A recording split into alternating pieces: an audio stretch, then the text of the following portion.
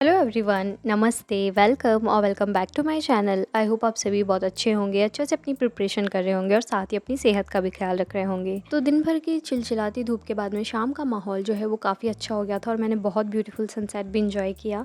उसके बाद में नटखट यहाँ पर पास में ही डांस कर रहा था और जैसे ही मैंने वीडियो रिकॉर्ड करना शुरू कर दिया ना, तो पता नहीं कैसे पर इसे पता चल जाता है और ये भाग ही जाता है वहाँ से। शाम के टाइम में कुछ सब्जियाँ मंगवाई थी तो मैं बस उन्हीं को अरेंज कर रही थी और सब्जियाँ थोड़े लंबे टाइम तक फ्रेश रह सके, इस वजह से मैं उन्हें इस तरह से पेपर में जो है रैप करके और एयर टाइट डिब्बे में बंद करके और फिर फ्रिज में रखती हूँ।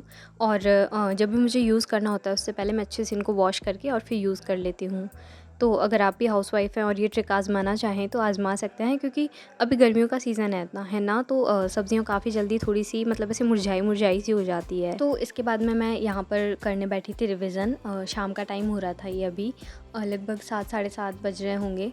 तो अभी मैं कर रही थी रिवीजन। जीके वगैरह मैंने दिन में पढ़ लिया था, इस वजह से मैं भी सब्जेक्ट रिवाइज़ कर रही थी और सब्जेक्ट में भी मैं भी सामाजिक अध्ययन पढ़ रही थी।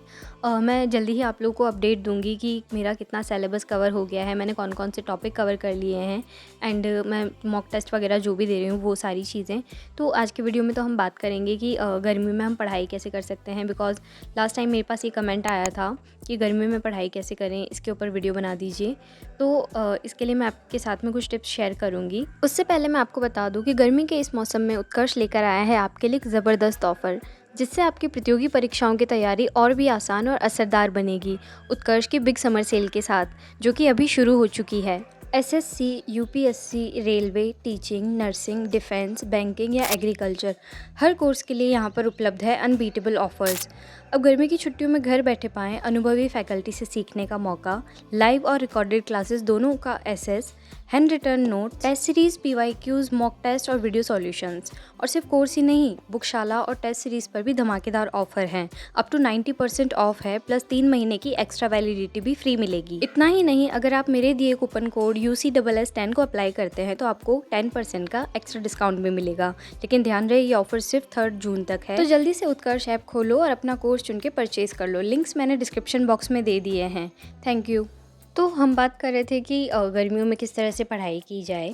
तो कुछ छोटी छोटी टिप्स हैं जिनको यूज़ करके हम गर्मियों में अपनी पढ़ाई को इफ़ेक्टिव बना सकते हैं और जिनको मैं अभी फ़िलहाल यूज़ भी कर रही हूँ।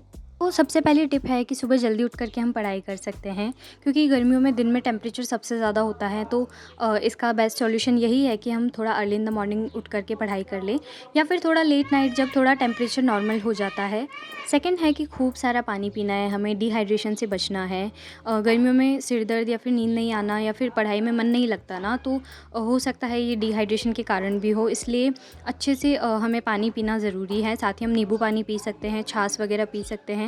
अगर आपको छाछ दही खाने से नींद नहीं आती है तो आप ज़रूर पीजिए, इससे बॉडी भी हाइड्रेट रहती है और दिमाग भी एक्टिव रहता है। अगली टिप है कि जहाँ बैठकर के आप पढ़ाई करते हैं वो या तो खिड़की वगैरह के पास होनी चाहिए या फिर फ़ैन और कूलर, यानी कि ठंडी हवा लगती रहे, इस तरह से आप बैठ कर के पढ़ाई करें।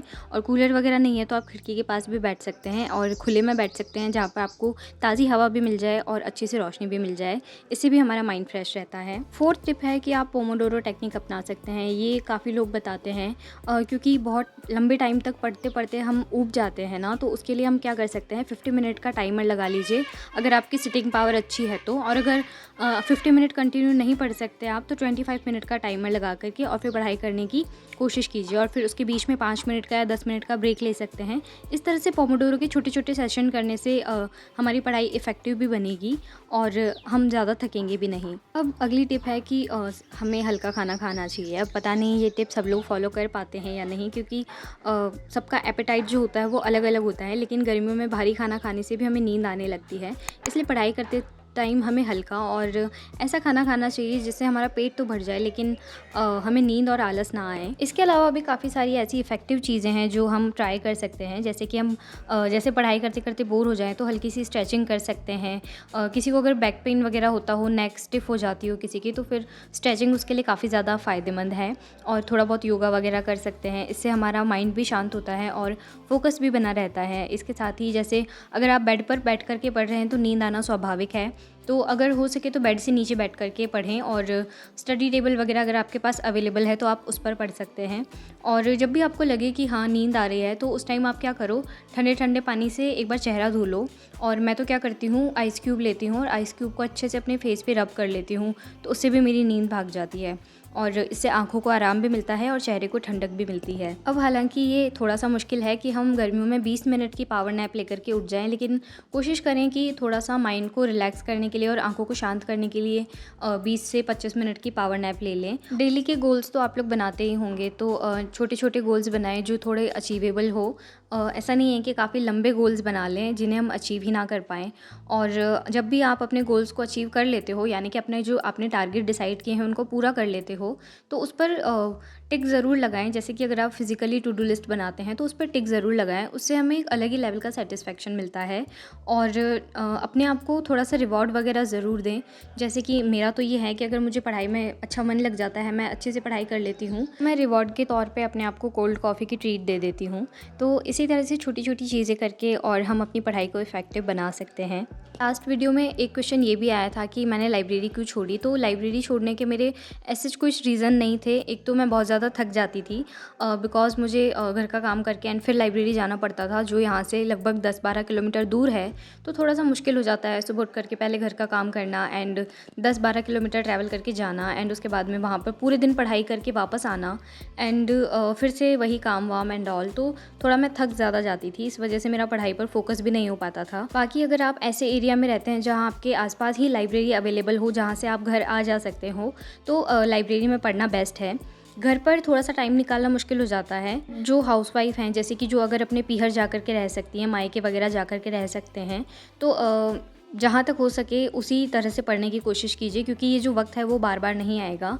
मैंने भी कुछ ऐसा ही प्लान बनाया है जो आने वाले दिनों में आपको पता चल जाएगा। और काफ़ी कम और लिमिटेड टाइम है हमारे पास में जिसमें हमें बहुत कुछ करना है।